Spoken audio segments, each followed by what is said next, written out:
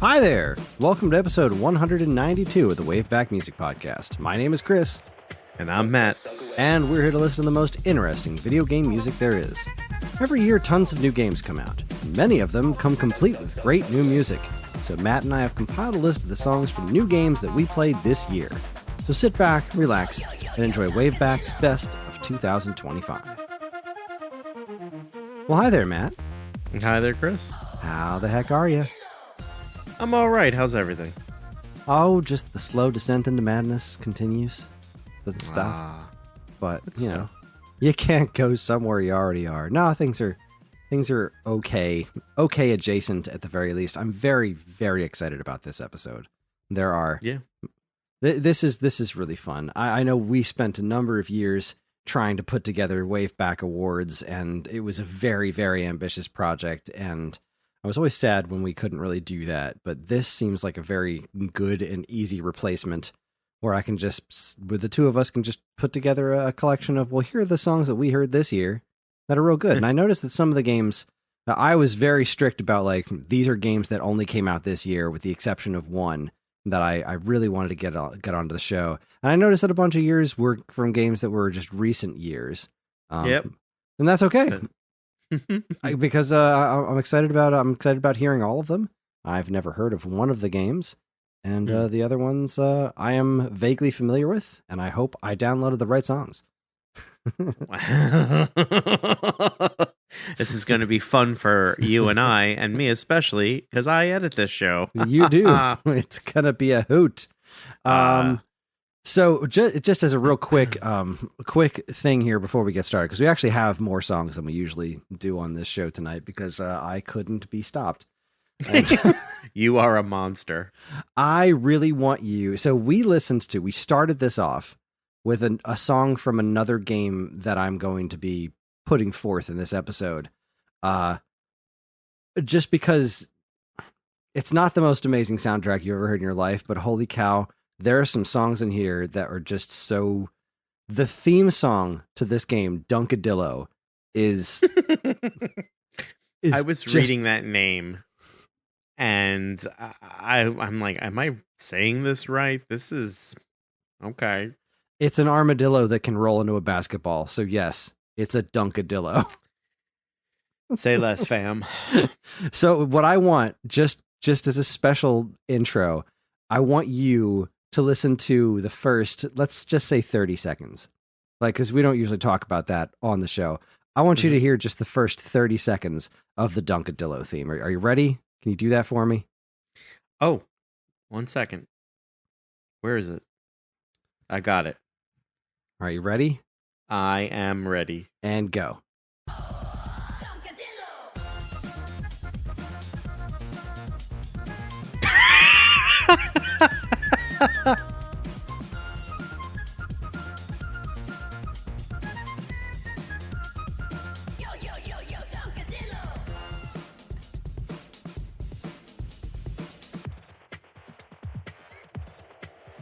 Dunk away.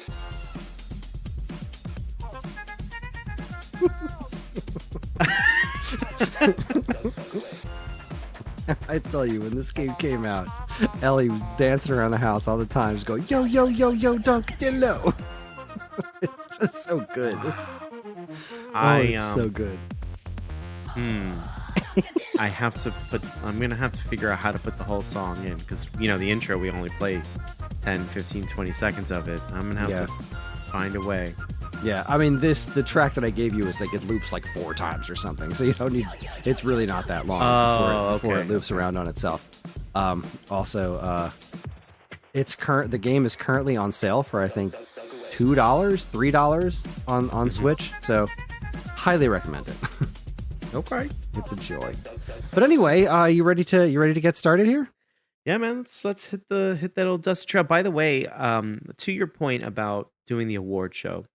It was a very audacious undertaking by the two of us, and I'm eternally grateful for those who have helped us in years that so thank you. I do need to let you, Kris, know that I am still wearing a tuxedo. I have to get dressed up for it. I tell you, that makes me very happy. I That knew it would. brings warm fuzzies to my cold pricklies, as they say. I you know, I it's been years and I still don't know how to take that. All right, let's get into it. Let's chat. Ah, Let's all chat more right. splat.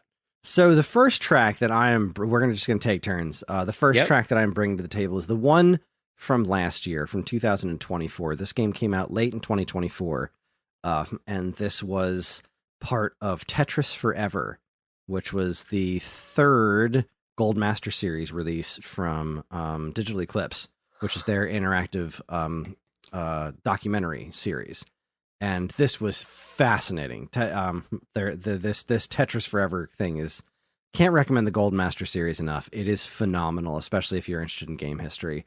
But one of the new things that they added to Tetris Forever, like because just like in their previous games, there's usually something new thrown in there that's not just just the re-releases of the classic games. Is a new thing called Tetris Time Warp, where you get to play through like the game cycles through older versions of Tetris. Like you'll play like the original version or the Game Boy version, the NES version, and they'll just keep swapping through them while you're playing it. It's a very interesting game, and the Type C music is amazing. Now this is by Robert Baffy, who we covered on the show at some point. I can't remember what the context was. It might have been another show similar to this, where he did the menu music for Atari 50, the Mm-hmm. anniversary celebration, which I just love that song so much. Yeah, that was a And good one.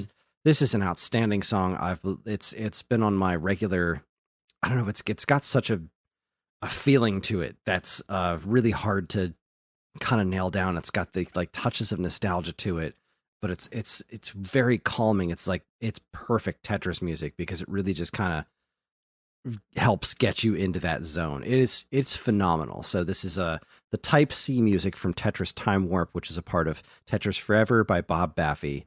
Enjoy.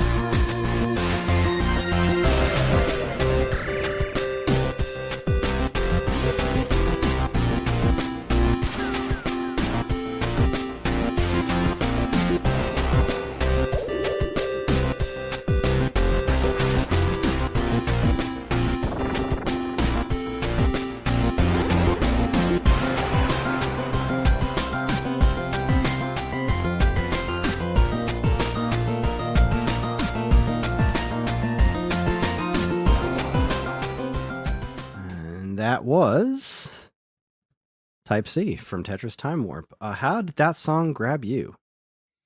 I I think it's fantastic.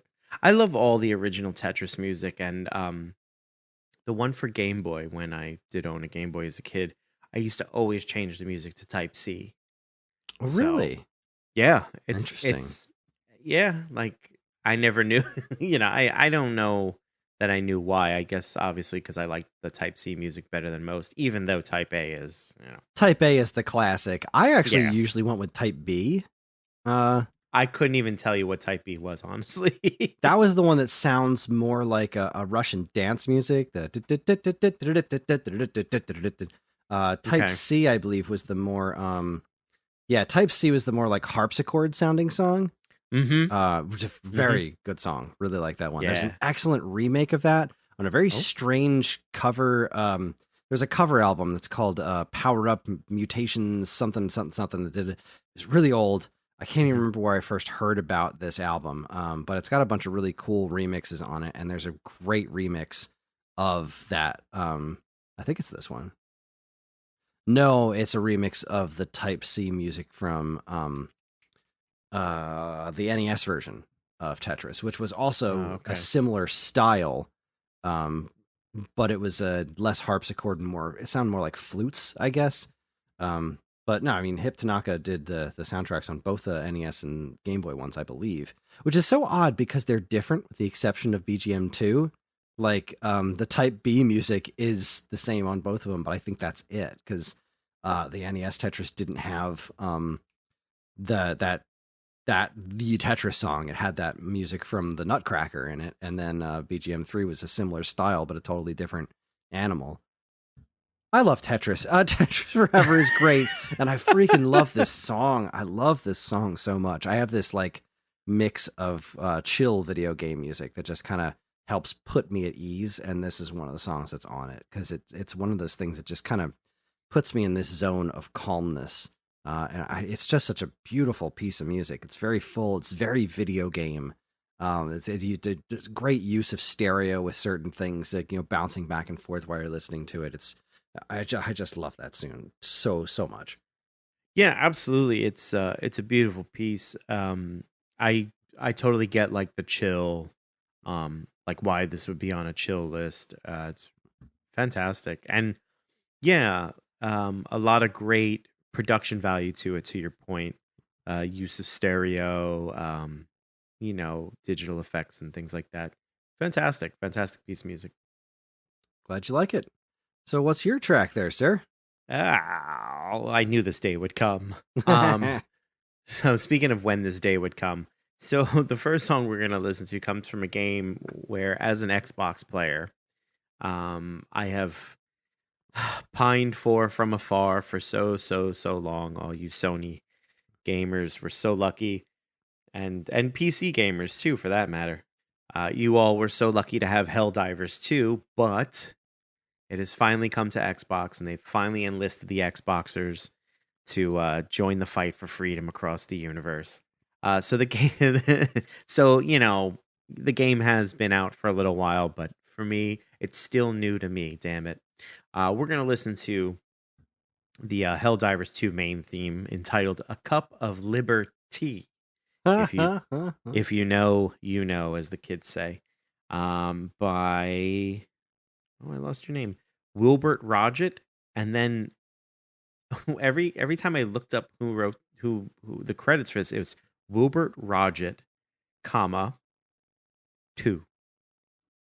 So it's either so 2, or 1, which is 11. I'm not sure. I'm not hip to this, but I believe it's just the sequel. yeah, I Hmm. don't know. Well, anyway, here is Cup of Liberty from Helldivers 2.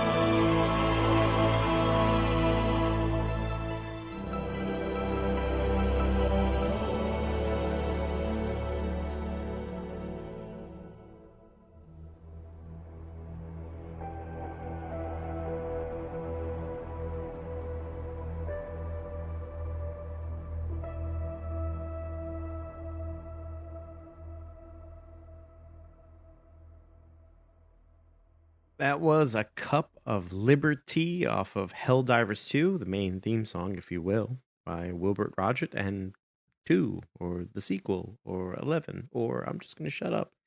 Um, that song, if you're familiar with Helldivers, you understand how tongue in cheek that game is, and that to me is kind of what I really appreciate about that game. Obviously, I love a good co-op. I love over the top, like, alien squishing and ridiculous explosions. It's like an action movie times 100. It's so great. It's such a fun game. And then, to play with your friends, it gets even more ridiculous because there's friendly fire, and what a great game. But that song, yeah, having the opening sequence and hearing that song just fills me with such a need to deliver democracy to the universe.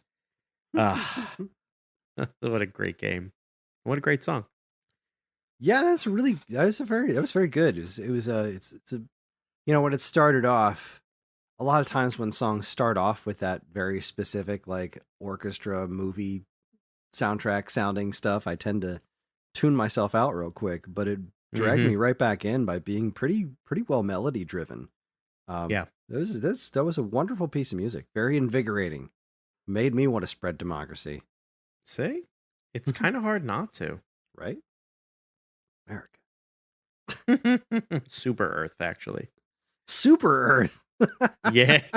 Yeah, the humans come from a place called Super Earth. It's Love it. very, very tongue in cheek, man. Oh, that's great. Yeah. A lot of Wonderful. great humor. Right. Well, if you don't have anything else to say about it, I'm going to move on to my next one, which is stylistically a pretty decent left turn. I love a left turn. Yeah.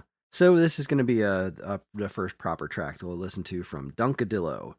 Dunkadillo comes by way of Thomas K. Young, who has quickly become one of my very favorite video game designers.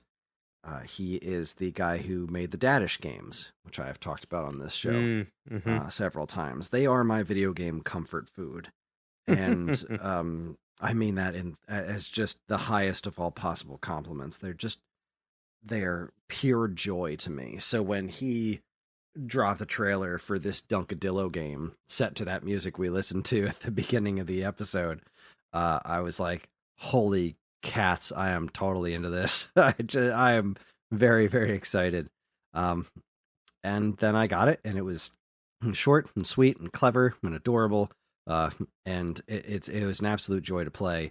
And the first world of stages that you play through is set to this song called Breezy Island, which is the name of the area that it takes place in. And it's a very interesting song.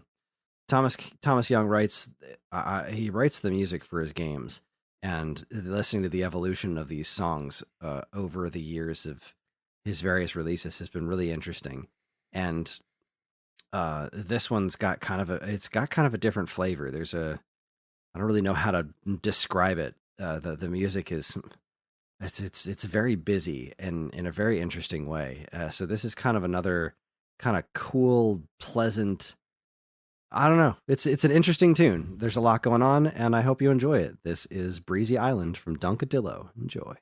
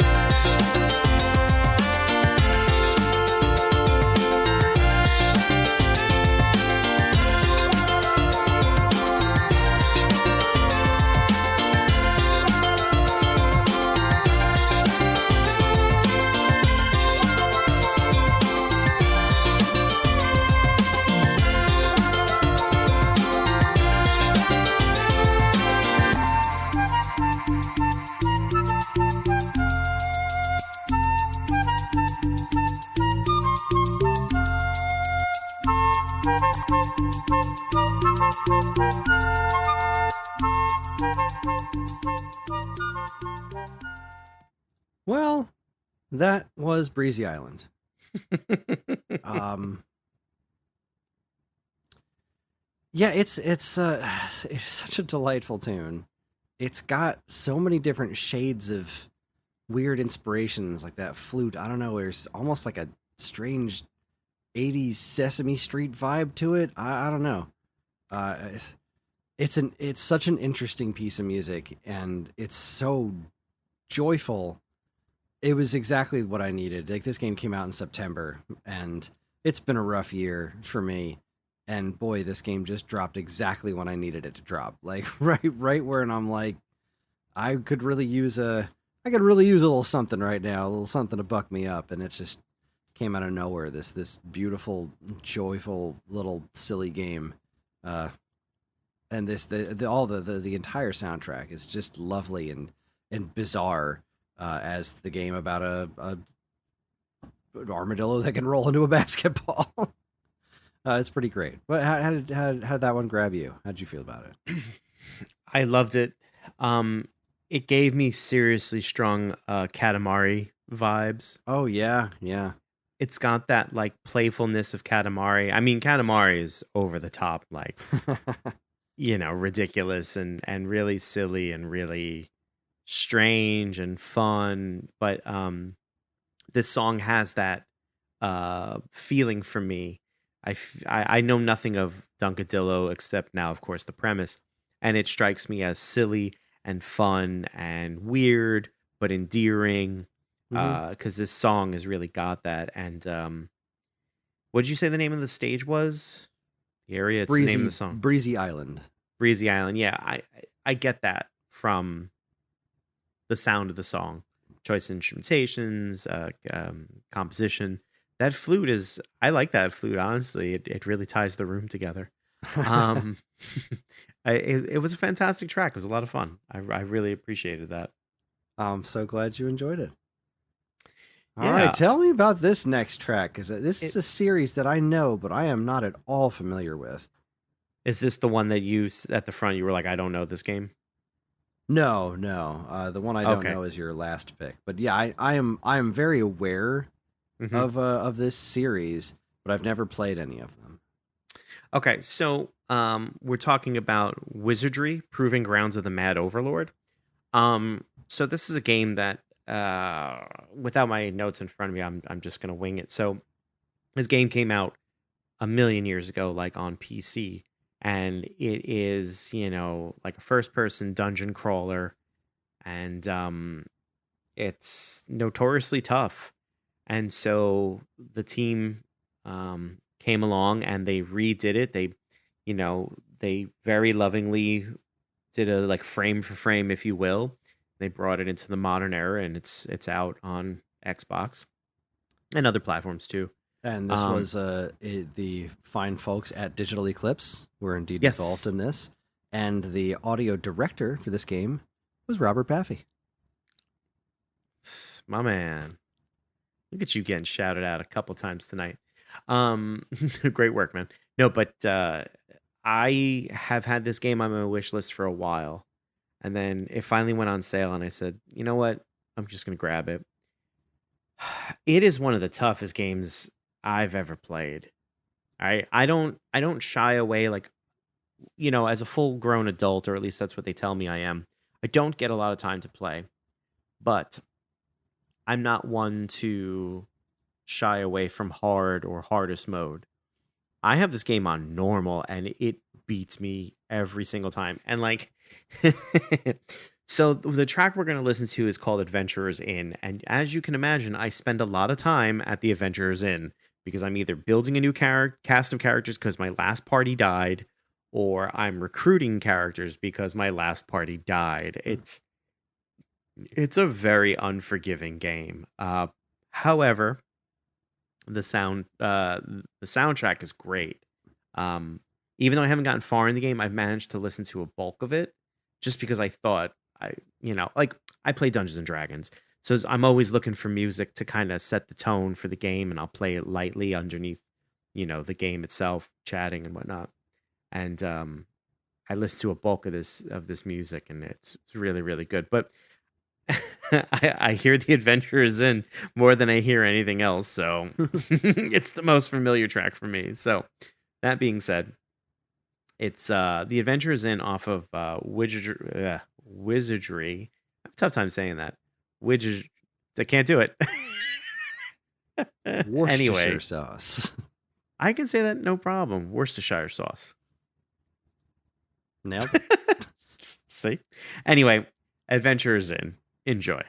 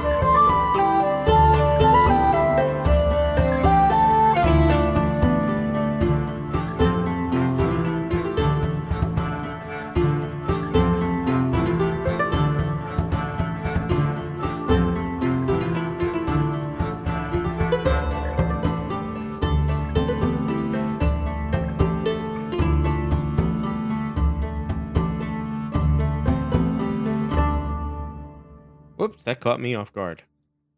Well, that was delightful. I was gonna come out of it, so I'm gonna do that now. Do it. I'm gonna. That was Adventurers Inn off of Wizardry, Proving Grounds of the Mad Overlord. And I didn't say it before, but it is credit to a Winifred Phillips. So thank you, Winifred, for what I think is a fantastic soundtrack. It has all, in my opinion, all the earmarkings of an amazing Ren Fair. I think the soundtrack is great.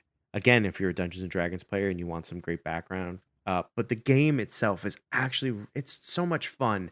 It's just frustrating. I will say that. And it's kind of funny because I've been waiting, I don't know, like a year and a half for it to go on sale and to play it. And I finally, it went on sale and I finally was in between games and I was like, okay, I'm going to do it.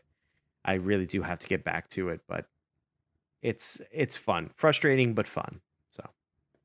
Yeah, it's always looked interesting to me, but it's never really looked like my kind of game. Yeah. But I'm glad that you liked it, and I'm glad I finally heard some music from it because it was pretty dang good stuff. It was very enjoyable. You're right. It's so perfectly Renaissance fair. You could just hear that playing in a Ren fair right now. Go out I'd like and to buy be. I would. pickle. Oh, I see. I would get the big old turkey leg. I'd probably do both, to be perfectly honest with you. But I'm with you. You know something? I've been saying this a lot recently. I love pickled vegetables and I love cucumbers, but I don't like pickles. Really? Yeah. I like don't know dill what it is. pickles. I don't love bread and butter pickles. I hate dill. Oh, I hate dill. Oh, Jesus. Don't tell I know. Dill. Well, he knows. He knows what he did. He knows what he did. Anyway. Well, enough about hypothetical pickles. Let's move on to our It's a good band name. hypothetical pickles. Then his next one is my next pick, and it comes from one of my favorite games I've played this year, Mario Kart World, the Switch 2 launch title. It is a very good game. It is it's an interesting. Following up Mario Kart 8 was always going to be a challenge. Yes. Because Mario Kart 8 was insane. And all the DLC they added to it just became this monster. So I'm really glad that they did what they did. And I'm also really glad they continue to improve it.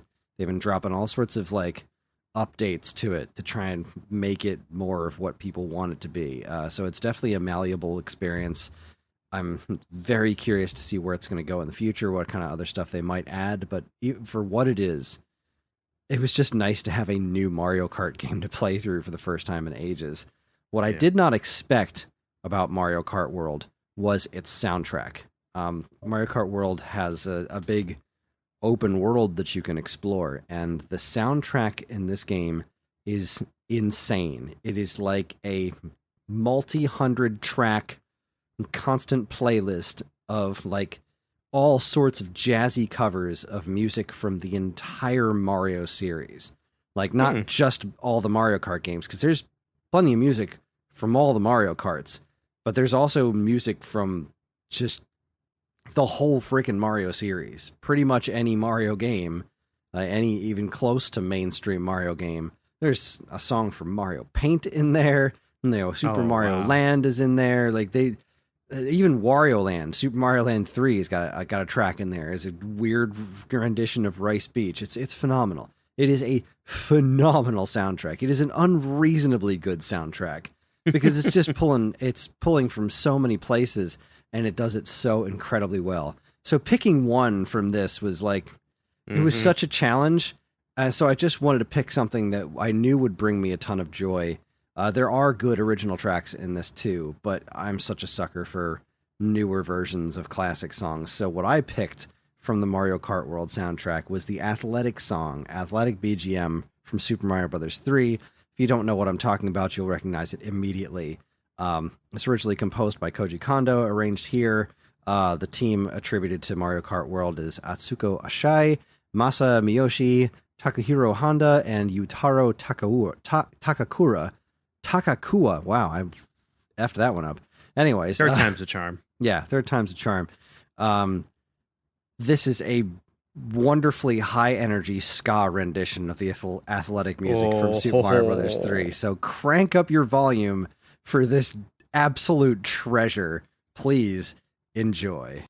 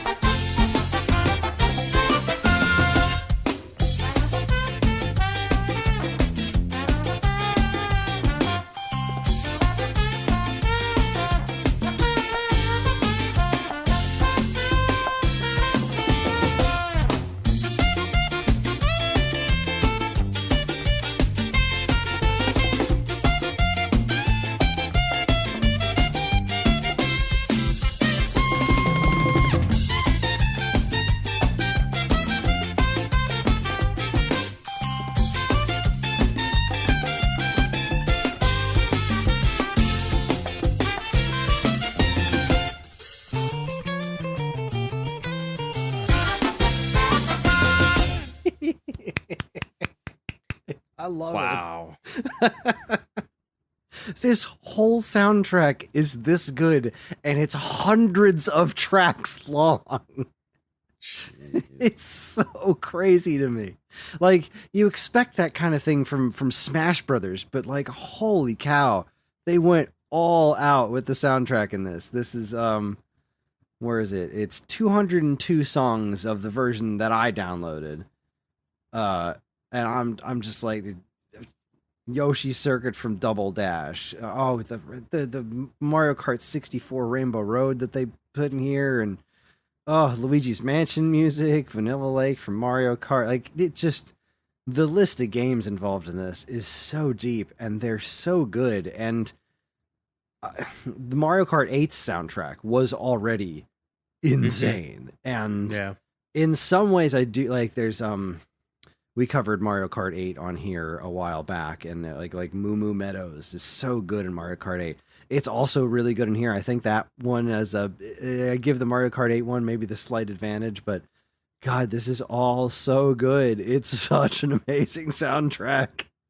And that one, God, that song has always been one of my favorites ever since I was a kid. That Mario 3 song is such a wonderful piece of music, and it's so malleable, you know. Like, when you think about what they did with it in Mario Maker, for example, just kind of giving it that extra little feeling to it. But this ska version is just so high energy and fun. I couldn't love it more. I agree. I mean, I think one of the things that maybe people don't think about a lot with the Mario franchise is just how I mean, just how extensive it is, right? And then just how many people have come and put their thumbprint on Mhm. some of the classic parts of the Mario franchise. Of course, the music is specifically the thing I'm thinking of, obviously, because it's a podcast about video game music, but Mario music as just kind of a catch-all phrase for the pantheon of music that they have is there's been some great stuff, and we've covered a lot of it between We the have indeed, yeah. Between the Smash Brothers franchise, the Mario Kart franchise, and every time you put something in front of me like this, I just think like it doesn't get any better than this. And then in a couple months, you're gonna go, okay, well, we're gonna do this, and then bang, there's better tracks, and it just gets better and better and better. There's some songs I listen to, and I think, what were you like? What made you think that a ska version of the song was going to be this friggin' good? Because this is so good. It's so good. I Just could love not it. I could not stop. Like, I want to get up and two step. I Yeah, want you to gotta get up skank. and skank. Yeah. Yeah, I want to so bad. I miss my days of going to ska concerts, but Oh, me too. I don't think my back can handle it anymore. I don't think my knees can handle it. But I digress. What an amazing track! That was so good. I'm so glad you loved it. Big fan. All right, kick us off. What's next? Hard left. Hard left. This was a game that I had been waiting for a while too. I'm a big fan of God, this is another one that I was waiting for Square Enix to rename. I know. So bad at names. We're We're gonna call this one Project Octopath Traveler. Boy, I can't wait till you iron out what the name of that one's gonna be. Nah, screw it. Octopath Traveler. Yeah, okay, sure, why not? Triangle strategy. Bring it. Pfft, sure, who cares? Call it whatever you want. Just put it in that thick white font. You're fine. It's great. Print it. I'll take 1,000. Lunatics. God, the Kingdom Hearts series, right? 358 over 2 days. What is wrong with you? Don't put fractions in your video game titles. Stop that. What is this, Naked Gun 33 and a third? Okay, well, then I guess this really doesn't need much of an introduction. It's Unicorn Overlord. Oh, geez, this wasn't Square. This was friggin' Sega and Atlas. Doesn't matter. Those guys are interchangeable sometimes with their ridiculousness. Stop that, guy. Come on, Vanillaware. You're better than this. Stop that. Vanillaware. Maybe they were looking at Square and going, they might be onto something. You know, Grim Grimoire is pretty weird, but we could do worse. Come on. Don't take it as a challenge. You've got Odin Sphere, you've got Muramasa the Demon's Blade, you've got Dragon's Crown. You guys know how to name games. Don't give me this Unicorn Overlord stuff. I still don't understand what it means because I haven't gotten too deep into this game. Like I was saying, this was excuse me. Like I was saying, this is a game that I was waiting for a while too, and because it was sold to me as kind of like this spiritual successor to the Ogre Battle franchise. Right. And I love that very first Ogre Battle for Super Nintendo. Such a mark for it. Oh my god. But yeah, and I got this and I was playing and I thought it was very enjoyable, but again, something else came along and took my attention, and I whatever, I got an hour or 2 hours into the game. I found it enjoyable, but in listening to the soundtrack, because again, I will, listen to these soundtracks where I can, like when I'm traveling, writing, reading. I just want kind of background noise to some extent that I can kind of zone out to. But some of these songs were really like taking me away from the thing that I was doing, and this was one of them. The song is named "Fighting Off the Enemy Commander," and I am going to apologize. This was credited to Mitsuhiro. How do you say that? Kaneda? No, Kaneda. I was gonna say Mitsuhiro Kaneda. I was okay. I mean, Mitsuhi. Kaneda is that's how you spell the character's name in Akira, and that's how they would say it in the Japanese dub. They would call him Kaneda. Oh, Mitsuhiro Kaneda. That's what I would say. I'm gonna edit it so that you say it, and then I don't look stupid. I'm leaving it all in. Anyway, That's yeah, what she said. I'll have what she's having. Uh, anyway, so we're gonna listen to the wonderfully titled Unicorn Overlord fighting off the enemy commander. Enjoy.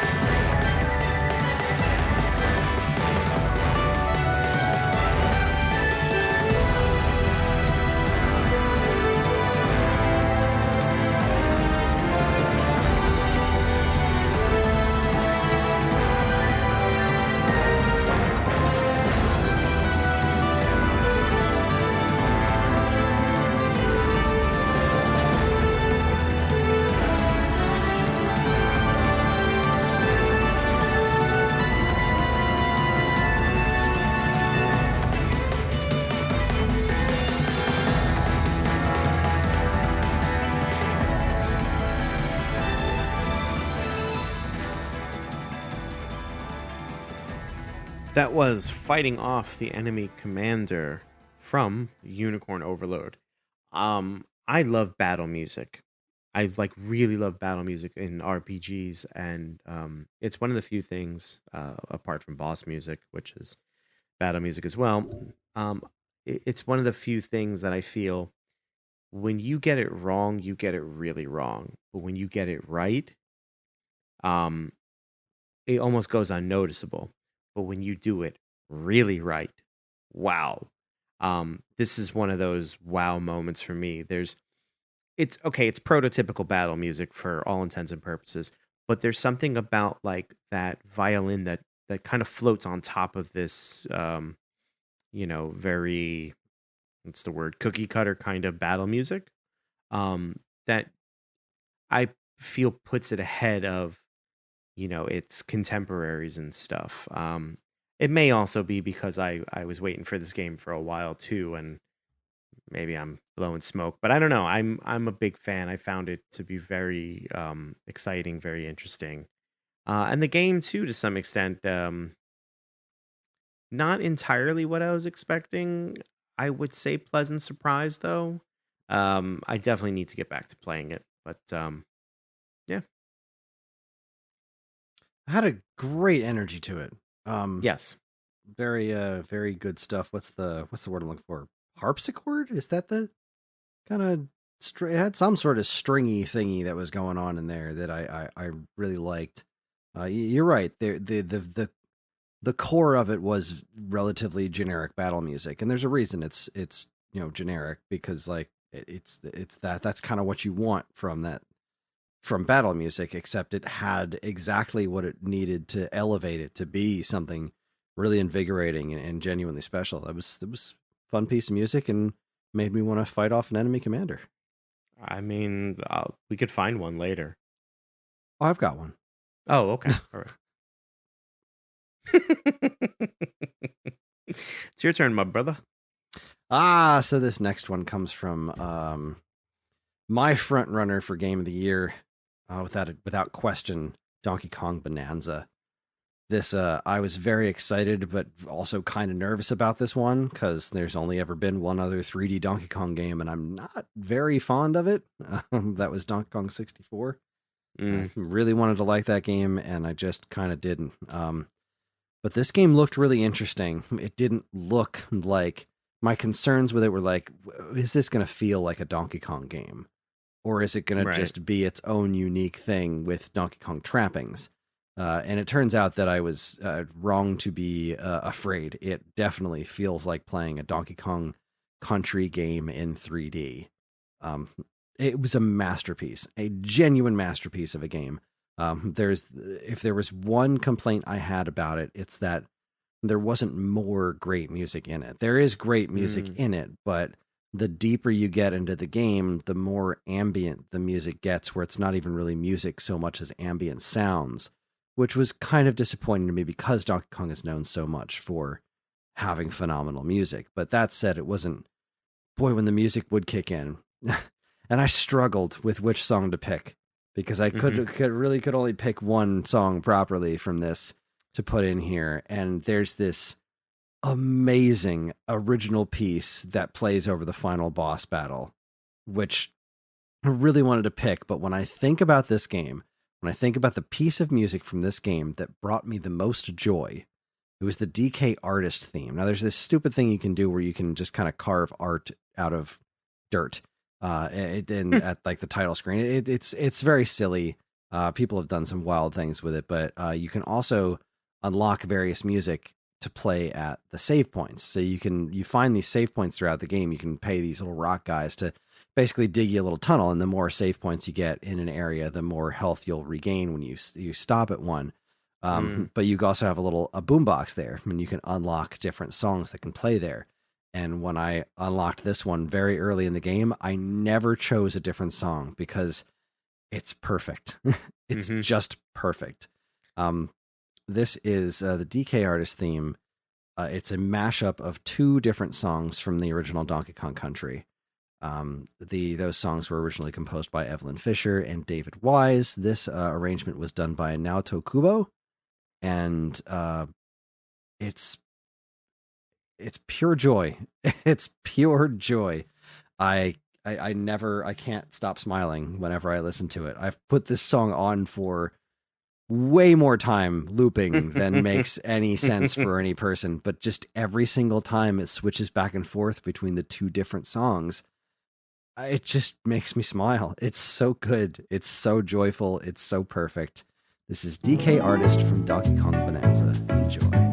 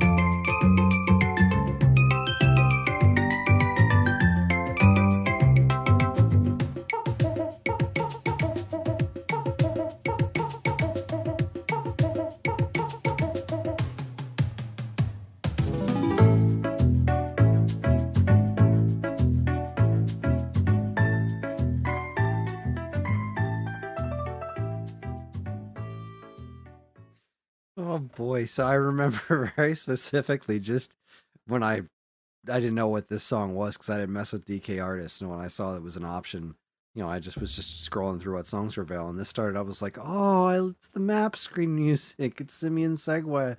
I love this song, and so I just put it on and was listening to it. Was just just sitting there in the game listening to it, not paying any attention, but goodness gracious, when it switches over to the bonus room blitz, it's so beautiful. Oh my god.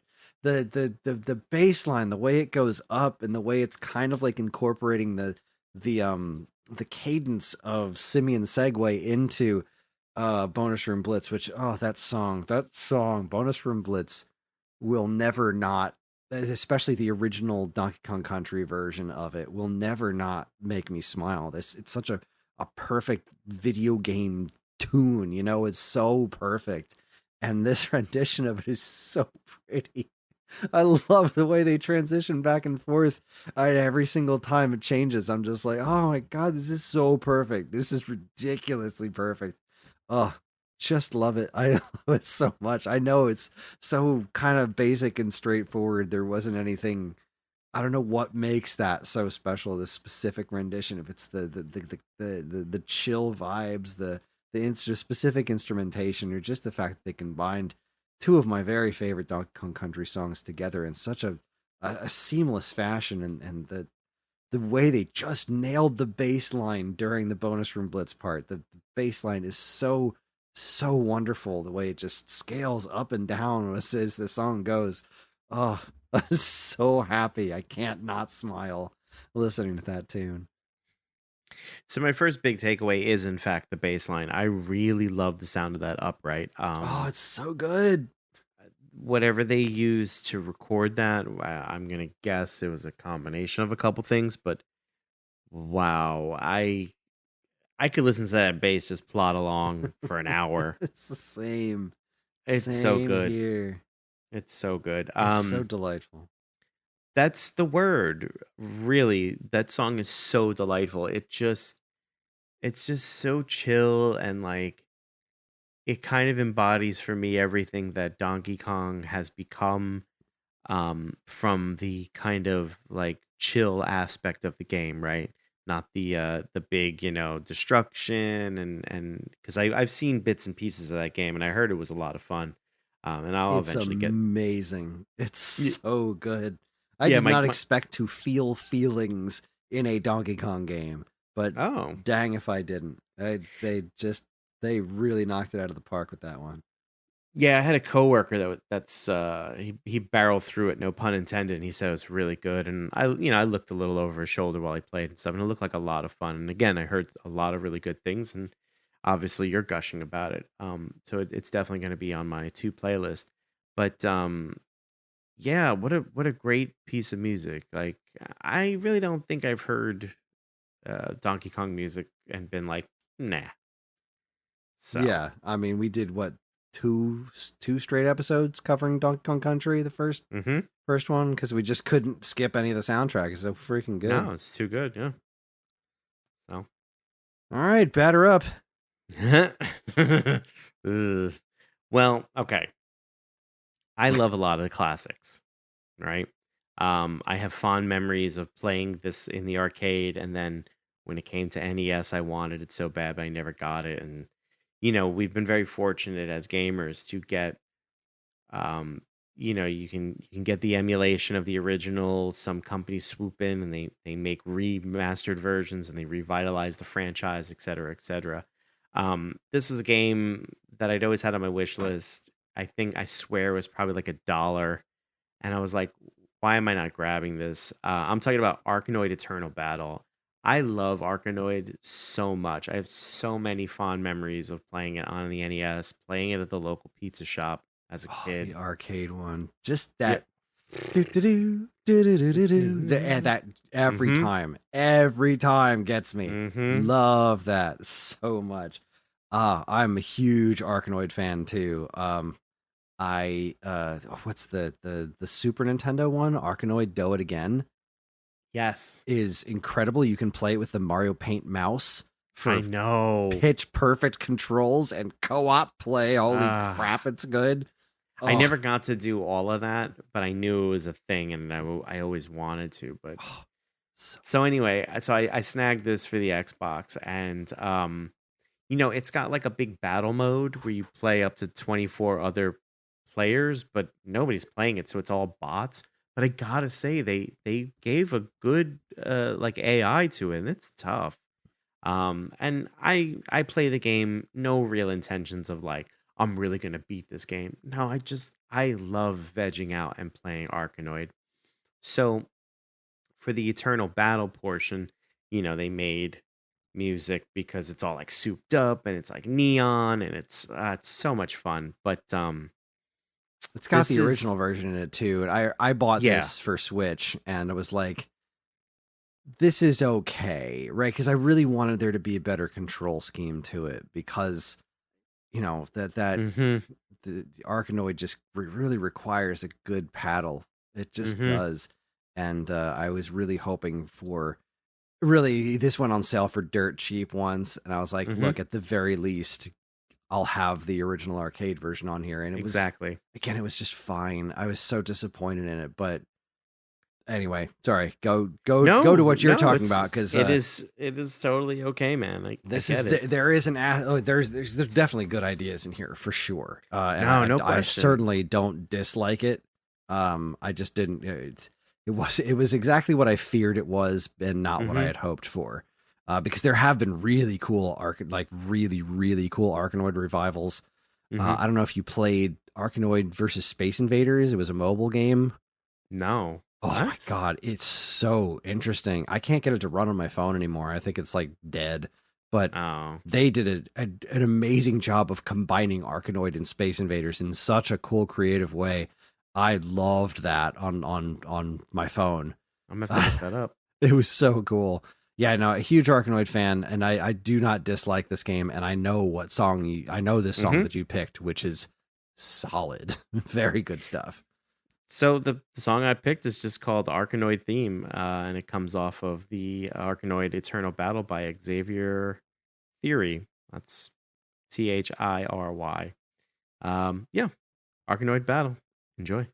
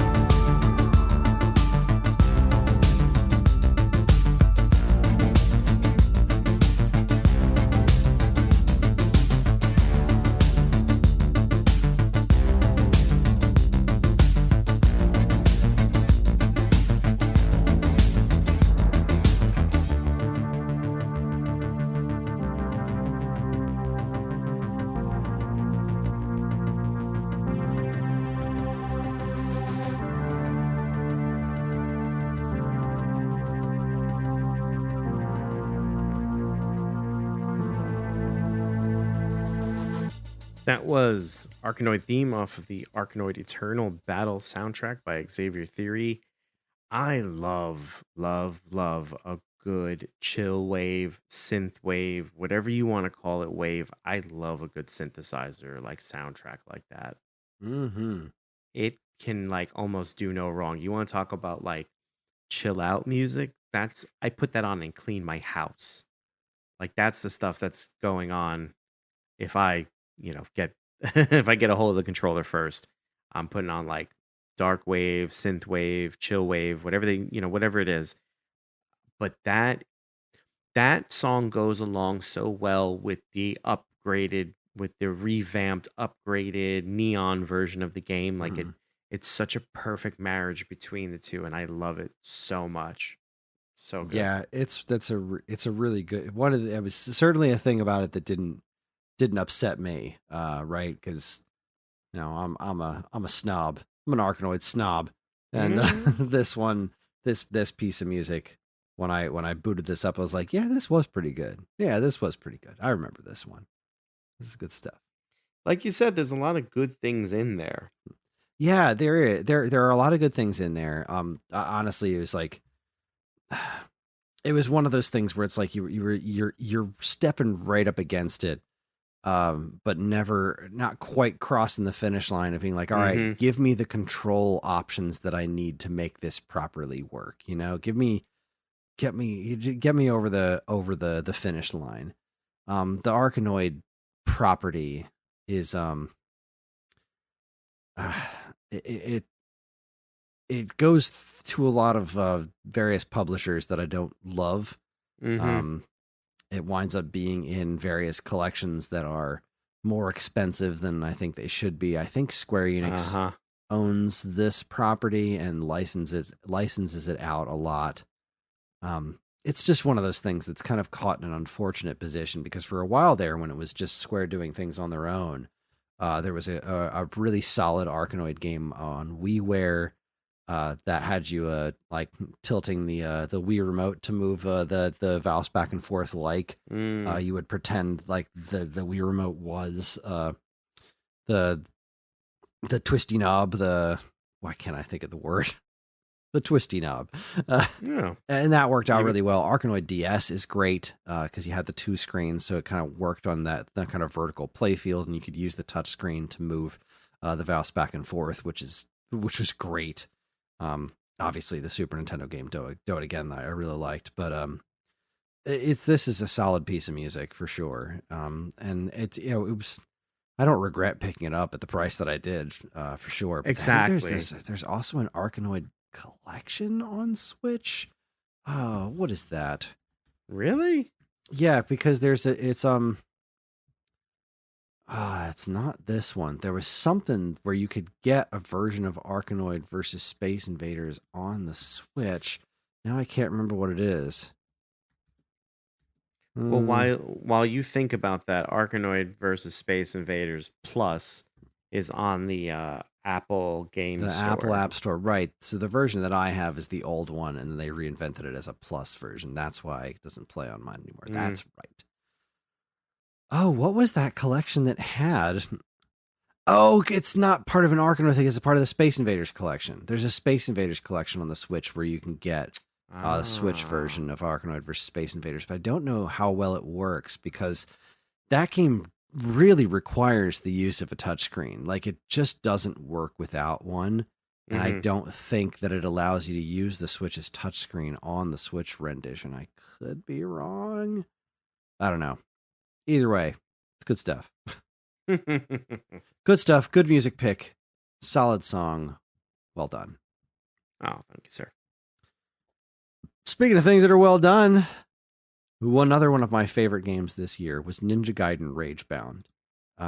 This is Ninja Gaiden by way of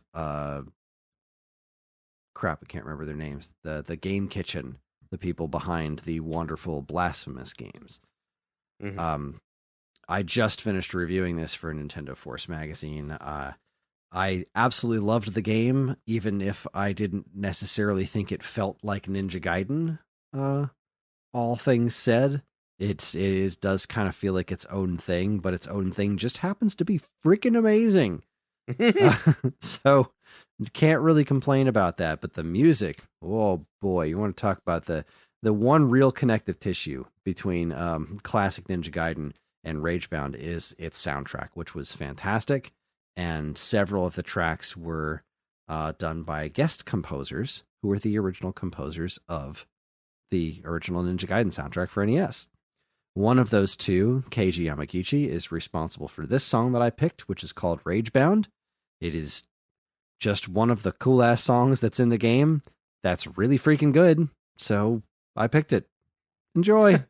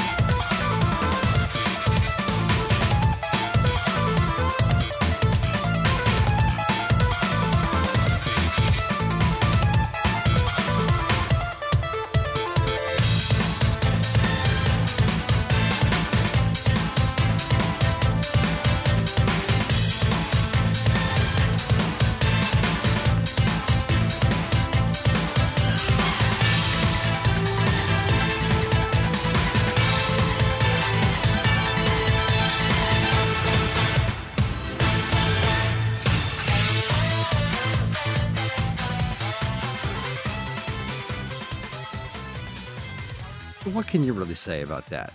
It's just fantastic. It's got that kind of disco beat going on in there. It's got Electric guitars. Yeah, it's just killer. It just makes you want to slice demons, which is great because that's what you do in this game. Oh, that'd be weird if it wasn't. But yeah. It's actually a pachinko game. I mean, I happen to enjoy pachinko, but oh, it's just wonderful. It's just wonderful. Yeah, that was a lot of fun too. Like, to your point about some of the other stuff we listened to, it's a great energy. Disco beat certainly doesn't hurt. I love a good disco beat. But it also kind of comes across as, I feel like Ninja Gaiden, when it was originally made, was trying to kind of encapsulate those weird like ninja movies of the 80s. Mm-hmm. So this song takes me on that kind of nostalgia trip back to those weird ninja movies like American Ninja and, you know, those kinds of movies. It takes me back to that time, you know, with fond memories, not, you know, cheesy American ninja movies like, oh no, we can do it too, I promise. But it's really really good. It's got that nice, it's got the power of like 80s metal. The guitar has that like very quintessential kind of power metal sound and stuff. It was a really really good song. I'm glad you enjoyed it because I enjoyed the heck out of it too. That's all that matters if you ask me. You're up. I am. I'm past my bedtime too. Okay. So I am really circling the drain with this game. I finally sat down and got to play it this year because it got its sequel, Silk Song, and I'm talking about Hollow Knight. And what a great game this has been. What a fantastic soundtrack this has been. I would like to do an episode just on this soundtrack at some point. But so I intentionally chose non I don't know, release date material. I chose something from the some of the expansion packs. This is from the Hollow Knight expansion pack, Gods and Nightmares. Lot of great music on that expansion too. It was really really hard to kind of pick one. I just kind of, effectively threw a dart and said, okay, this is good. The song we're going to listen to is called Truth, Beauty, and Hatred. It's credited to Christopher Larkin. And again, it comes off the Hollow Knight Gods and Nightmares expansion. Enjoy.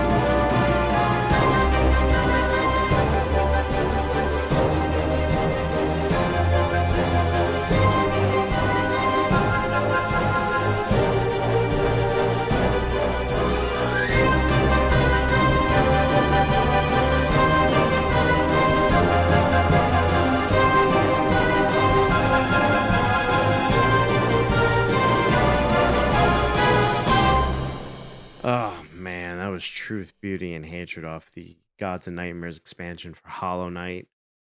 That, like I said, that expansion has so much great music. There's the carnival, there's the pantheons. Lord, what man? I don't know. This soundtrack honestly has quickly shot up my list. It's without a doubt in my top 10 now, maybe top 5. I don't know. I've had such a great time playing this game. And I mean, yes, the gameplay itself is fantastic. I'm a big fan. I really enjoy it. It's hard enough that it's a challenge. And yeah, there's one or two sections that are frustrating. I spent quite a bit of time on, the trial of the fool, but that's only because I was, missing key elements to my attack plan, whatever. But the music to this game was, to me, such an integral part to just the overall experience. I'd be the first to admit that when I play games, even after starting this, even after joining this podcast, music fades into the background for me. But this is one of those few games that really kind of like grabbed me by my throat musically, sonically, and throttled me the whole time. And I'm so thankful for it. What a fantastic! If you haven't played it, play it. If you haven't heard the soundtrack just outside of the game, do it. It's so good. Oh, couldn't agree more. The original Hollow Knight is just a masterpiece. I played through it a few years back, and I started Silksong, and then I don't know if I've ultimately decided I'm too old for this, but it's not easy. And the original Hollow Knight wasn't exactly easy either, but this seems to really pick up right where Hollow Knight left off in terms of difficulty. And I was like, I'm going to get to this one of these days. I'm going to play through because it's wonderful. It's wonderful. It has the same I had a huge problem with the original Hollow Knight, and that was the map. The map is atrocious in Hollow Knight.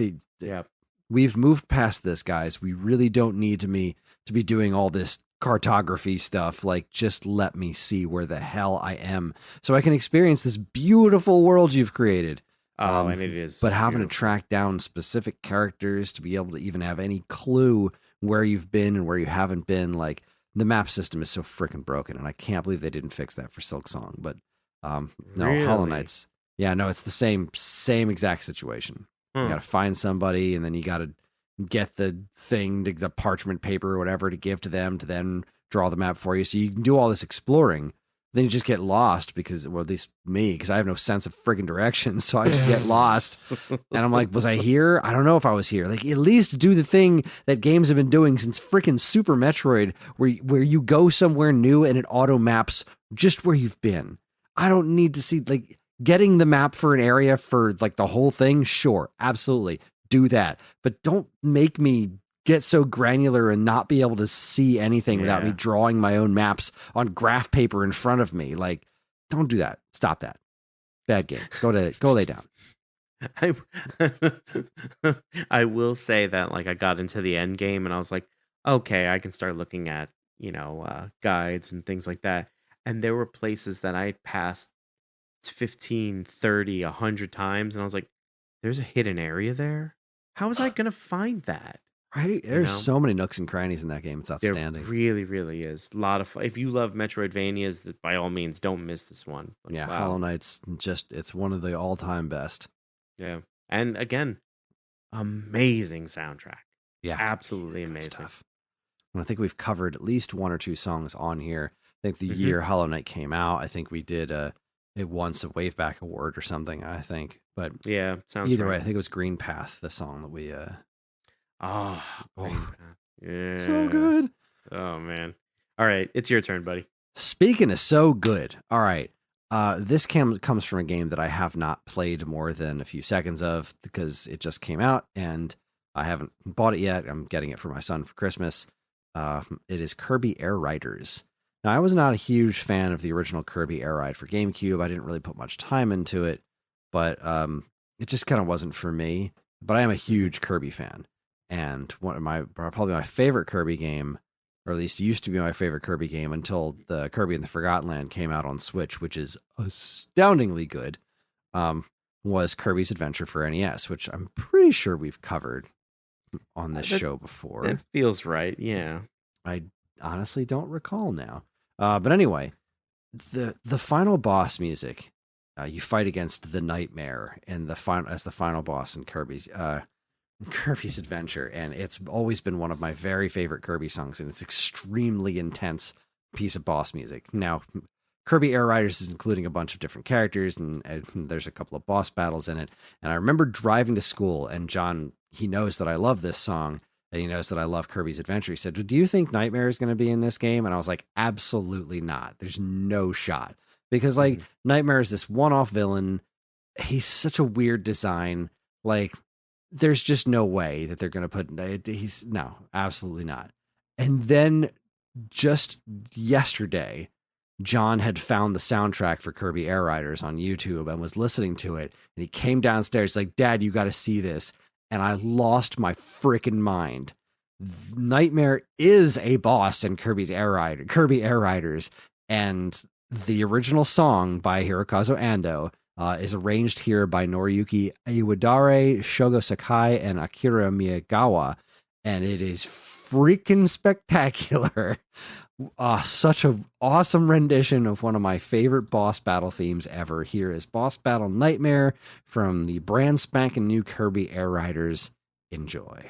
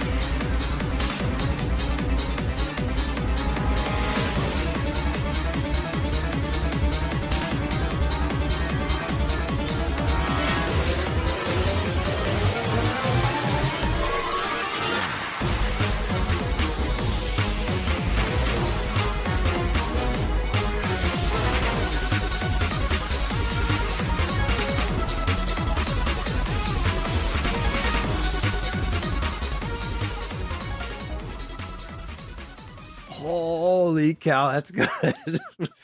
Oh, it's so good. It is so freaking intense. I love that tune. They nailed it. They nailed redoing this song. Oh, I can't even believe this is real. And like this whole soundtrack, again, similar to Mario Kart World, the soundtrack to this is absolutely nuts. And but at least you expect that from this because this is a Sakurai game, right? He's the Smash Brothers guy that cares so much about game music, and the Smash Brothers soundtracks are all just completely bananas. And they did something so similar in this one. Oh, I couldn't believe that this song was on this playlist. Oh, so good. That was, as the kids would say, a home run. Oh, It's yeah. such a good song. That's like real proper boss music. Heck yeah, it is. Just, and it was one of the that song was in Kirby's Adventure was such a wild thing, right? Because it stylistically still fits in with Ando's the rest of his soundtrack, but it is so much more intense than pretty much any other Kirby music to that point. And now, the Kirby series has gotten completely nuts. There's some YouTuber that John watches all the time that I find super obnoxious, but he really summed up the Kirby franchise perfectly. Where it was like, oh, my friends have been captured. Time to, what do? You go through a happy fields, eat enemies, kill God. Like that's just because that's the Kirby series is so freaking weird, especially when it comes to last bosses. Like Nightmare was pretty odd to begin with, but like eventually you get to these like just weird demigods and horrifying demon creatures and eldritch horrors, and like this is Kirby. What is happening? It's so weird. But anyway, this I really want to play this now. I liked the demo. It's again, it just doesn't quite grab me. Like I don't understand what it is, the weird disconnect between me and Kirby Air Ride and / Air Riders, but it's really neat. It's a beautiful game too. It is absolutely stunning. Probably the best looking game I've seen on Switch 2 so far. It's just one of those like jaw dropping games. I was watching John play the demo. And I was like, holy crap, this is nuts.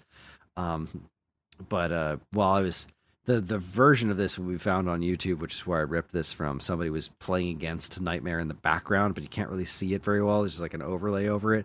And I'm just looking at it like, this looks nuts because it's the same character. It's him. And it's weird to see him in like such modern style because he's such a weird abstract character to begin with. This is wild. That's just wild. Yes. All right, I don't. we each got one left. It's only because I don't know much about the game. So now, is this the one that you said you are unfamiliar with? I've never heard of Dredge before. Okay.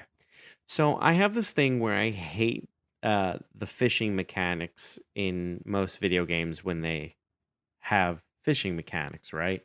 I always think like, oh God. And of course they tie achievements to it, or God forbid you have to fish to get items to help you along your quest. I just think, ugh, like shoehorning it in there somehow, right?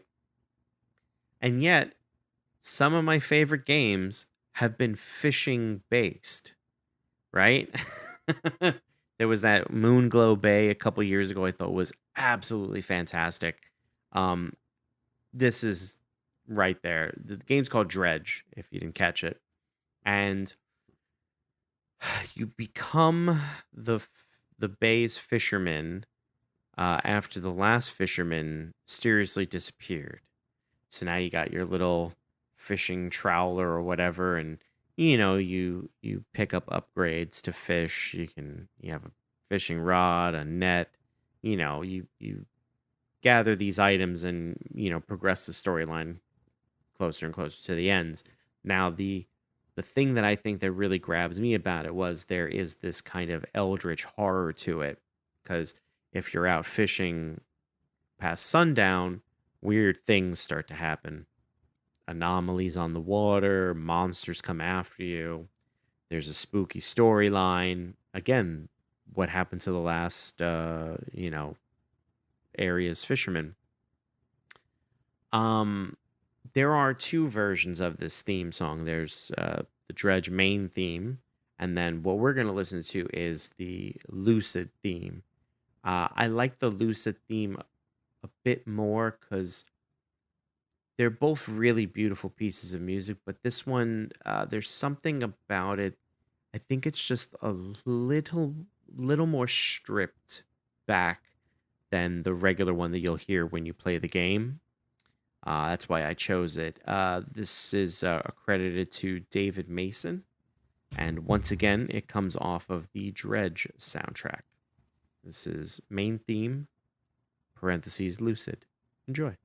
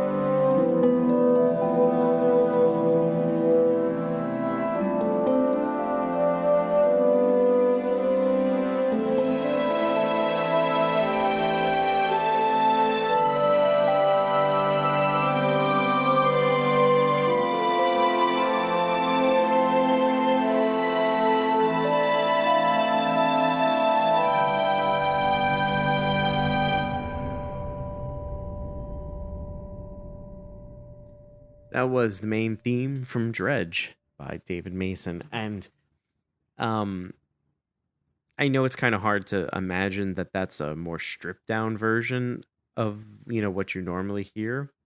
But there's something very hauntingly beautiful about it, which, again, I believe ties to the game itself proper. There's a bunch of expansions for it. I've only played the base game. Um, I'm kind of waiting for the entire bundle to go on sale because I thought it was such a great game that I would want to actually own it. Um, I had so much fun playing it. It's not a long game either. I kind of play through it, an hour at a time. I probably knocked it out in about 7 or 8 hours. I'll have to, double check those. But it was such a fun game, and there's a lot of great music in the game too. But it's one of those games that's very circumstantial. You go to an area and all of a sudden a new song plays, or depending on the time of day and the area, there's a completely different song and stuff. So it's just one of those things. But by and large, a fantastic game, fantastic soundtrack. Yeah, that was a really beautiful piece of music, and I gotta wonder if John would like this game. He's really interested in fish. He loves fish. Uh, If he he likes to get in a little boat and because that's all it really is like the game is you're in a boat and you just go to from port to port completing missions and dropping lobster cages and stuff like that, and there's a lot of interesting things that can happen. You can upgrade your engines and etc. Expand your cargo space and that sort of stuff. I don't really know. I know he loves Subnautica, and that's not a fishing game, but he what loves a great game. Subnautica. He adores Subnautica. His birthday party this year was Subnautica themed, which what? That's I think really exactly random. one person that came even got it. because but yeah, he's just absolutely into Subnautica, and really, really wants Subnautica 2 to come out eventually. My understanding, I haven't played it, but my understanding too of Subnautica 2 is it's not the same game. Well, that you're talking about Below Zero. Two hasn't come out yet. They're making a 2 proper? Yeah, there's a proper Subnautica 2, but there's a lot of development issues. Like the developer was purchased, and there's like a falling out with the guy who originally created it. Who's not. It's very strange, and it's supposed to be really close to actually coming out, but it's I don't know. But yes, it does look extraordinarily good. Subnautica 2. Yeah, John has heard the same thing about Subnautica Below Zero, so he hasn't really bothered trying it, but he really loves the original Subnautica. This is obviously a very different game, Dredge, but yes, he likes anything that involves fish. There's no real crafting the way Subnautica was. Right, yeah. What he loves about Subnautica is more than anything is the creatures and the lore. Like he loves. Then I think he might enjoy this, honestly. Yeah, I think this might be something up his alley. Yeah, I might throw this on my wish list, and maybe when it goes on sale, tell him to give it a try sometime. Which is funny because like he was super into Subnautica. He was super into fish and fish-related video games for a while, and he loves monsters. And my friend Mauricio was like, he played Subnautica. I was like, oh, no, what's that? And then I looked into it, and I was like, holy crap, this is right up his alley. John, you need to play Subnautica. I don't know. I showed him the trailer. He's like, yeah, I don't know if that's for me. A year later, he's like, I want to play Subnautica. Have you heard about Subnautica? I was like, what do you mean if I heard of it? I recommended it to you. Oh my god. It's that thing where you got to get them to think it was their idea. Yeah, seriously. Children, right? Yeah. All right, we got one more. Yep.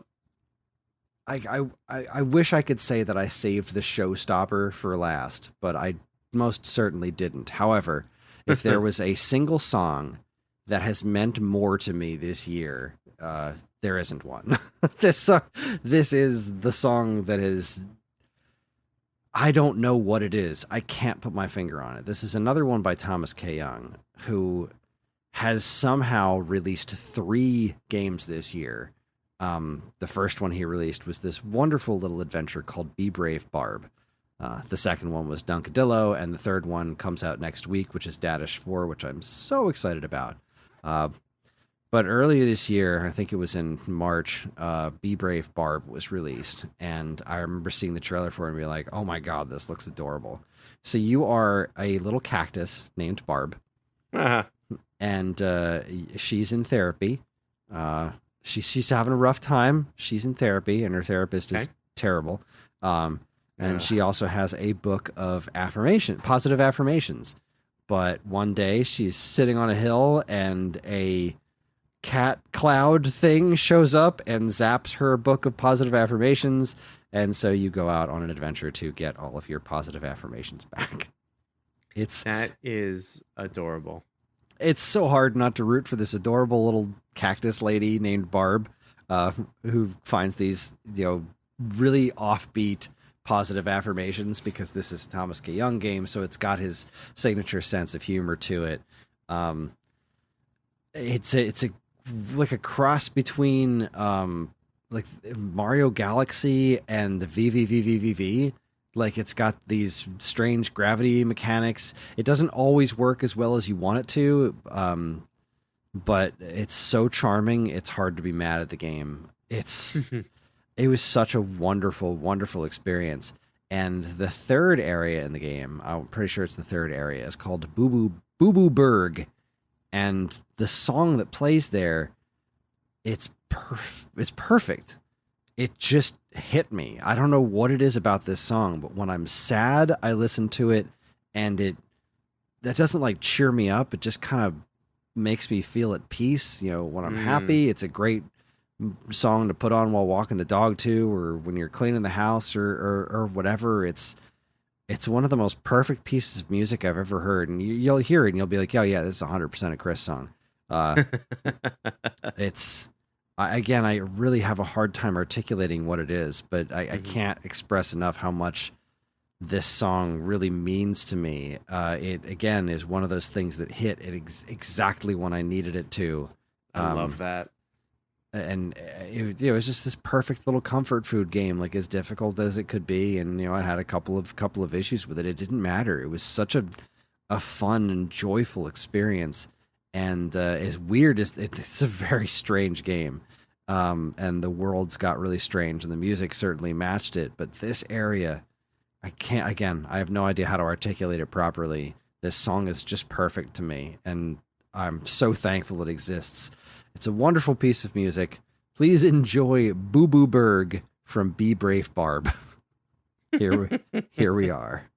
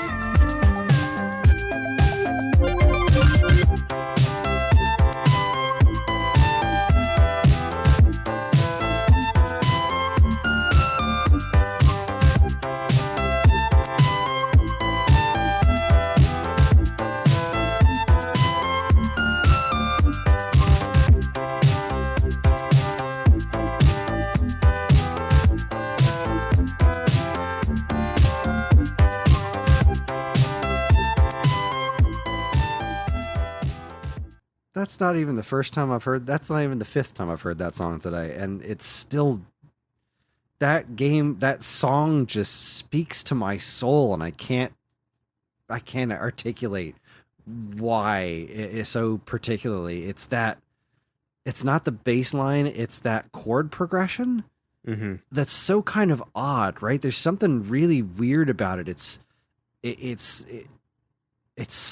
kind of complex the way that it kind of resolves around itself. It's so beautiful, and you got that kind of goofy little bass line underneath it, and that very there's this feeling of space in the song. Like it's very airy, it's very open and hopeful, which is I get. Again, I'm talking about a stupid game about a cactus that's finding positive affirmations. It's completely insane. It's a goofy, silly game. But there is this little undertone of it. I don't even know if it's intended. I know nothing about Thomas K. Young. I have no idea if it's intended, but there was this lovely feeling of hopefulness underneath all of the silliness in this game. And this song feels open and hopeful. And I'm putting way too much emotion into this song that probably doesn't mean nearly this much to even the guy who composed it, but it doesn't, it doesn't matter. No way. This song it's the perfect piece of music. It has meant so much to me this year. And yeah, I don't know. It's just wonderful. It's just a wonderful piece of music. If I may get a little heady here for a second, I watched some TikTok video today that was talking about a very famous photograph of a designer's smoking jacket that he had created 10 years prior. And then this, photographer took what eventually became a very famous photo. So the guy who was doing kind of the video essay was saying, this photo, which is very iconic and very famous, actually had three authors. It was the man who created the smoking jacket. It was the, photographer who took the photo, and I forget the third one. And the to wrap it all up, he said something that really kind of hit me, and it's, you know, the art doesn't start until you feel something. Hmm. So to your point, you're saying, "Oh, I'm putting so much emotion." No, it's doing exactly what it needs to do. Art is art, and it's landed with you in such a way, and that's freaking fantastic. I love that because your love of this song makes me love it that much more. This song was fantastic. There's like some interesting little lo-fi sound quality to it that gives it. I had to like midway through the song, I was like, I have to see what this game looks like because I'm very unfamiliar. And I looked at it and I was like, I had no idea what to expect. And then I look at it and I go, that's exactly what this game sounds like. This It's song, completely insane, but it fits, right? It's so it's spot so on. perfect. It's so it's quirky, right? It's simple, right? Sometimes less is more. Sometimes just getting back to your roots and Hmm. what a great thing. And then the track is so good. It has such a like a lightheartedness to it. Um, there's that lead melody that kind of for me gives me the impression of I'm going on an adventure. Yeah, yeah. That's what it all feels like. Is I'm going on an adventure. It's what a great song. And again, that lo-fi what I heard was a lo-fi quality to it. Gave it that much more of a like a push, an edge, if you will. What a fantastic song. I hope with all of my heart that he makes another one of these because the few problems that I had with this game would be very easy to overcome. Like he had just done Dadish 3D, which was a very interesting experiment. Um, I don't think it worked for the most part, but it was the first time he had ever done a polygonal game, and this was his second one. So the game itself is still a 2D game, but it's all done with polygonal graphics, and I'm not sure why he made the choice that he did to have the whole game presented at an angle. I guess because it looks really neat, but it makes the game really difficult to play sometimes because it's a like kind of like an auto runner where constantly moving forward, so you don't have any real direct control over Barb's movements. Mm-hmm. You just determine when she jumps, and from some angles it's great, but then there are other angles where it becomes really difficult to tell where you're going to land when you jump because of the angle of the screen. And that really wouldn't be that hard to overcome because his next game, Dunkadillo, was also using probably the same game engine, but it was straight on instead of at an angle, and it was way easier to determine what you were trying to do while you were doing it. He's really only done. That's not entirely true. He did two Super Faust games, but for the most part he's done Dadish. I really hope he doesn't abandon this one because I love this little character, this cute little cactus. Like she looks like she's wearing a fez, but it's a flower pot. You start off every level like the flower pot is on the ground, and the cactus is coming out, and you press the button, and she like jumps up, and the flower pot becomes the hat, and then she's walking around, and she's got this cute little face, and you just do these weird gravity defying stages that are so much harder than they look. I mean, like, what do we got? A positive affirmation here. I'm looking at a video of it. This positive affirmation says, I'm getting healthier every day, possibly because I can't stop walking. Because it's an auto runner. It's so dumb. It's so dumb, but it's so wonderful. This was such a joyful experience.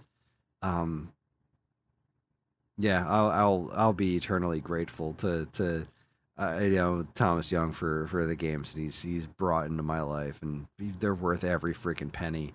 I just replayed all the Dadish games. I didn't finish Dadish 3D, just because it's the later levels just become they're less fun than I want them to be because of the Hmm. camera and whatnot. But I still play the boss battles because the bosses are hysterical. There's this one one boss. I know this is unrelated and we've got to go to bed, but I just is one of my favorite things that's happened in a video game in ages. So that the premise of Dadish games is you're a radish, you're a dad, your kids ran away for various stupid reasons, and you're always trying to find them. And the bosses in Dadish 3D are all these weird food themed things, or theoretically food themes things that have murderous names, like uh, I can't remember any of them, but there's a boss that you get to that's a bowl of cereal. And he's like, oh, all right, let me guess. You're a bowl of cereal and you want to kill me. Your name is Serial Killer. And the bowl's just like, that's horribly offensive. How dare you assume that about me? And Dad's like, I'm sorry. I'm very sorry. What's your real name? Stabby McMurder Man.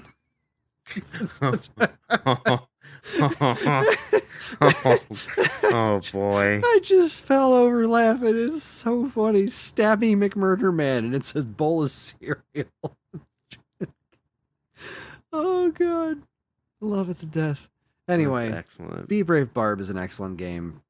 Just the epitome of video game comfort food is all Thomas K. Young's stuff, and can't recommend it enough. And that's it. You got anything else before we wrap this up? I do love the idea of video game comfort food.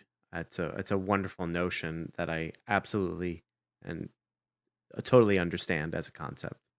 I'm glad you do, because I think it's important, especially to folks like us. Yes.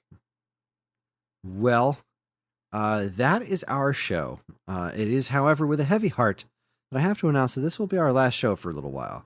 WaveBack is going on what I'm calling an indefinite hiatus, which I know sounds like a death sentence, but I mean it Yes. literally, as in the hiatus is indefinite, not infinite. It's indefinite in that I don't know when it's going to come back, but it is my Hmm. hope that we will be back no later than June of 2026. I'll obviously try to get us back on track before then if possible, but I really don't want to go any later than June, depending on what's going on. It's going to be it's been a difficult year, and I don't think 2026 is going to be any less difficult. But we're going to find out, and I'm going to be taking a bit of a break just to kind of give myself a little more breathing room. But anyway, Hmm. regardless, I'd like to thank everyone who listens to this show, and Matt, I would like to thank you for being such a Oh, wonderful and understanding editor, co-host, and friend. We oh, will be dude. back. You got me. I'm not even lying. Someone's cutting onions in my apartment. I don't think that's cool. Who does that at 11 p.m. at night? Ah, Pete, people like onions. You gotta get a sharper knife, though. Uh, Maybe we can go from Stabby McStabbington. Stab, Stabby McMurder Man. Oh, sorry. Beautiful.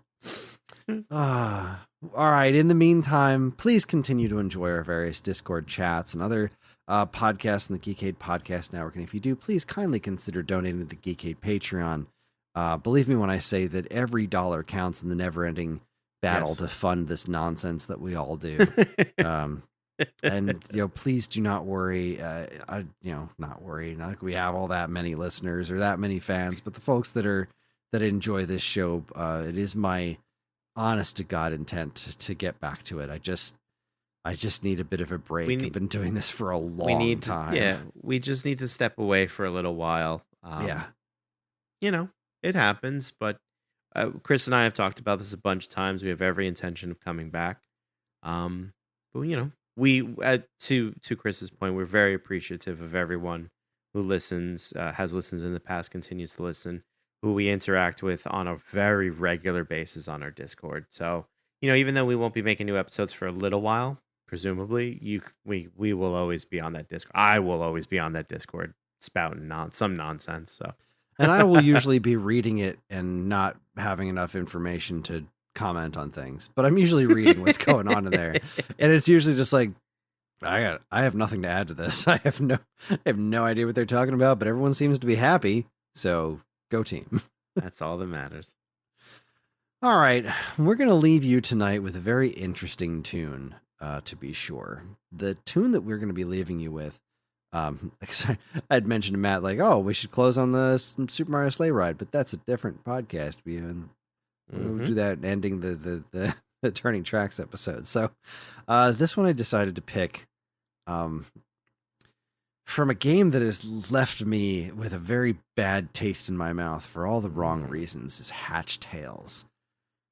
Many years ago, there was a game called Chicken Wiggle, and I really liked it. It was from the folks at Atui, and I was a big fan of their stuff. And Chicken Wiggle was going to come out on 3DS, and everybody that was able to reach this guy, Jules Watson, was like, yo, don't release this on 3DS right now. Just port it to Switch, quick and dirty. You don't need to do anything special. Just put it on Switch. Nobody is buying or playing 3DS games right now. Just put it on Switch. That's what the folks at Indie Creates did with Blaster Master Zero, and it was the best decision they possibly could have made. This game could have been like so close to the launch of the Switch, and it would have done gangbusters because there was nothing there at the beginning. There was nothing there. Yeah. And Chicken Wiggle was a very solid game, but he said, no, I know better. This is where people bought Mutant Muds like 8 years ago, and this is where our audience is, and they're going to buy this game. I'm sure of it. And he launched Chicken Wiggle, and nobody bought it. Who could have seen that coming? Because everyone was like, you got to put this game on the Switch. And he said, fine. You want me to put this game on the Switch? I'm going to crowdfund it. We're going to do we're going to do Chicken Wiggle Workshop. We're going to expand the level creation tools that are in it. We're just going to port this to Switch in high definition and call it a day if we can raise enough money on the Kickstarter. And guess what happened? They raised enough money on the Kickstarter, and then years later, God, 2017 was when this was going to come out originally. They changed the name to Hatch Tales. They redesigned the character. They rejiggered a whole bunch of stuff with new level. They took on this project in so many strange directions. Didn't talk to any of the. We went months and sometimes more than a year without hearing anything in the Kickstarter or for all the backers. It was a dumpster fire and a half. And what was great about Chicken Wiggle was the simplicity. There was a real sense of joy and creativity behind it, and a lot of that came through in its music. Hatch Tales is a very different animal. I thought that the reason Chicken Wiggle didn't sell was not because it was on the 3DS, it was because the characters were too cute. It was a chicken and a worm named Chicken Wiggle, and they were friends, and the worm was a grappling hook. It was beautiful, but he changed it to an angry-eyed, slightly more edgy with tribal tattoos on his wings, flightless hawk named Hatch, who uses not a worm, but an actual just hook shot, a grappling hook. So like you sucked all the love out of it. And then the music also sucked all the love out of it. The music is very ambient and just kind of backgroundy. They added this really big, edgy monster as a final boss, and it was heartbreaking. But the game did finally come out in the year of our Lord 2025. Years after when it was supposed to come out. All we wanted was a high definition port of Chicken Wiggle. All we wanted was Chicken Wiggle on the Switch. That's it. And just kept snowballing and changing. But the original music that was in Chicken Wiggle is still in Hatch Tales. You can still get to you can still basically get to the game that we wanted in the first place, that we paid for in the first place, just through bonus stages and stuff. But it is all in there. And some of it can be played with the original versions of the music. And the song that I wanted to present is called Temple Tower. And I think it's just a perfect example of the magic that the original Chicken Wiggle had. I mean, it's such a charming, stupid name. And you love that kind of stuff. It's so video gamey. It doesn't have to be serious. It can just be a game about a cactus trying to get pages of her positive affirmation book back. Like video games can be as insane as you want them to be as long as you're earnest. And You Yeah. can tell when playing the original 3DS game that this was the game that he was inspired to make. And then they took that Kickstarter money that they didn't want to raise in the first place, spent it on other projects that weren't even close to inspired. And it's such a tragedy, everything that happened with this game. But that this music is still in there, this beautiful, beautiful music. There are really good songs in the original Hatchtail soundtrack, and Temple Tower is just kind of the one I wanted to leave everybody with because I think it's a marvelous piece of music. So please enjoy that. We'll be back when we're back. Thanks for your understanding, everybody. And thanks for listening, and we'll see you next time. Later.